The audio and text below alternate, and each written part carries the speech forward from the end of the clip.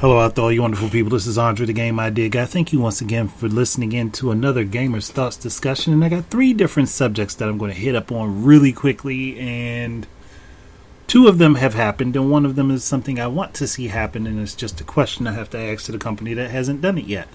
First off, let's go ahead and talk about Streets of Rage 4 Retro Edition, or the additional stuff that they had put in for the retro fan base for the soundtracks from Streets of Rage 1 and 2. They could have done something with 3. I think there are some people that really like that. I mean, that 3's soundtrack personally wasn't my favorite, but some people liked it. So they could have done something with that. But they added in characters from the Streets of, like, just practically everybody from Streets of Rage 1 through 3, with the exception of Rue, as playable characters. And they're retro versions of them, which is actually pretty cool. And I like the idea that they did that, because it just, one, it expands the amount of playable characters. Two, they updated a lot of the moves for some of the classic retro versions of characters. Three, I mean, it's just one of those things where it's like, this is really showing that they care a lot about the fan base, and they wanted to show people that they really put a lot of energy and effort into this game.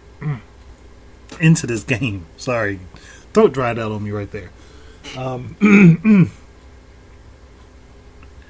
It's looking fantastic. The game is looking so much better, and I am looking forward to getting it whenever it releases. It's just, we're still waiting on that release date.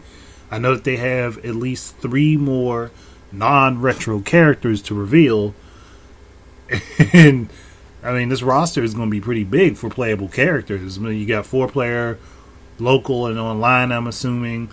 The only thing that this game really would need is crossplay for all platforms, and I really hope that they do it. Have crossplay, maybe some mission modes to, like, have other stuff to do other than playing, like, the main game story. Hopefully this game will end up with DLC stories and things like that, like, because they could expand upon it more with that. And it looks like they expanded the characters a lot because of Streets of Rage Remake, honestly.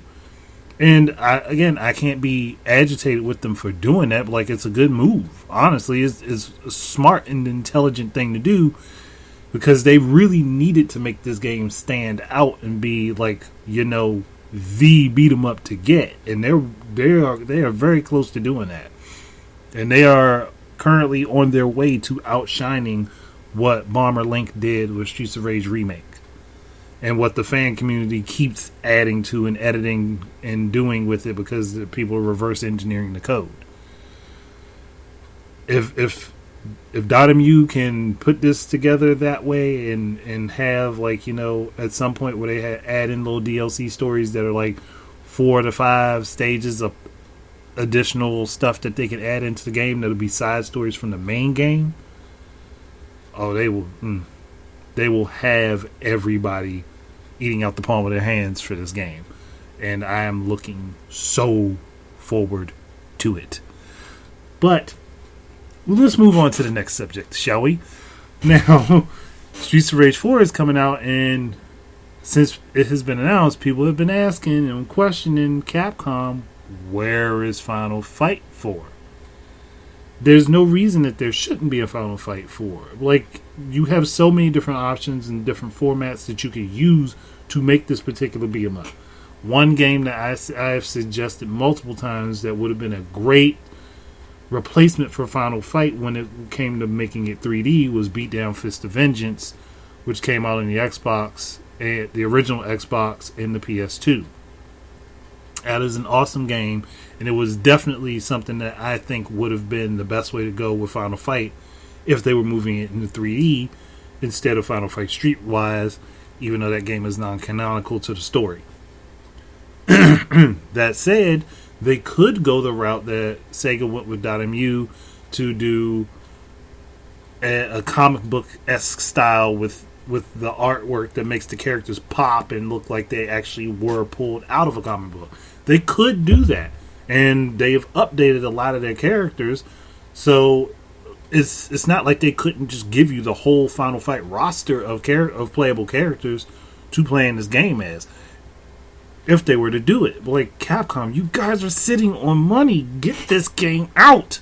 Start working on it. Do something. Find a team to put this together. Get someone on this, because you are going to be leaving money on the table if you let Sega take the helm here.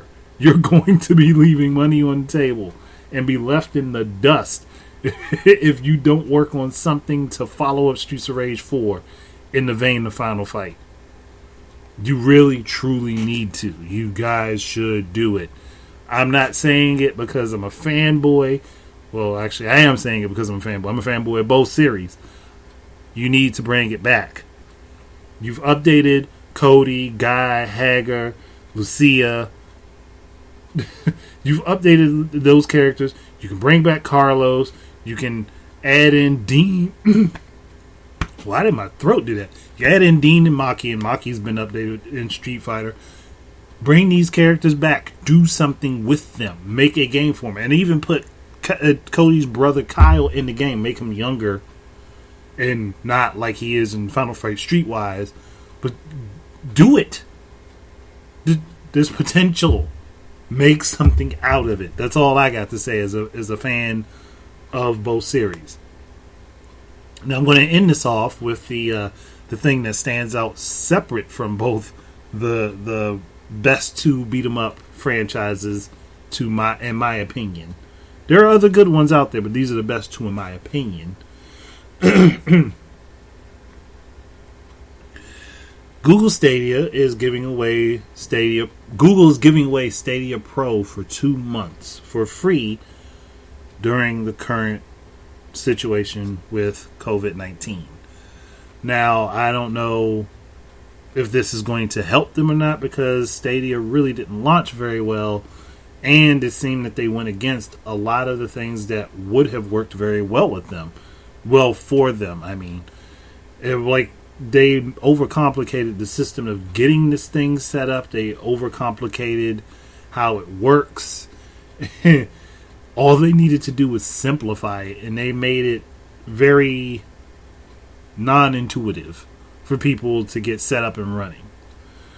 So, I really hope that the idea to use Pro free for 2 months helps boost their numbers, and that it could work for them. But they really need a lot of major improvements before anybody's going to consider going ahead and putting their hard-earned money into this over something like Steam or Good Old Games or even Epic or even Origin or Uplay. There are tons of options that people have to play their games on their PC, and you can use the NVIDIA streaming platform to play the games that are on your PC on your mobile devices. So you really don't need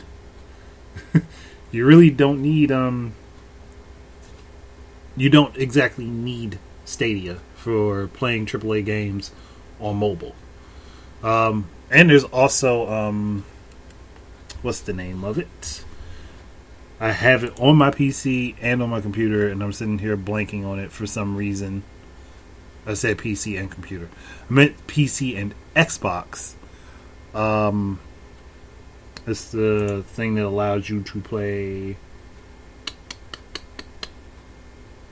How am I spacing on this? That is a problem. Whatever. I know the name of it, and I just can't think of it. And I hate when that happens to me when I'm in the middle of a recording, and then after I'm done recording, I'm like, oh, that was the name. But there are other cloud-based servers and things that you can use, and there are other streaming setups that you can use to play your games on mobile devices or even on other platforms from your PC that you really don't need Stadia for. And Stadia is really only going to work if you're close to the data centers in the first place. So there's a lot working against it. That's just my take on things. But yeah, I don't know why I blanked out on that. I know I have it because I downloaded it, but I blanked out on it for some reason. Thank you guys very much for listening. Keep your eyes and ears up for more stuff from me. And until the next time, enjoy your games and peace out.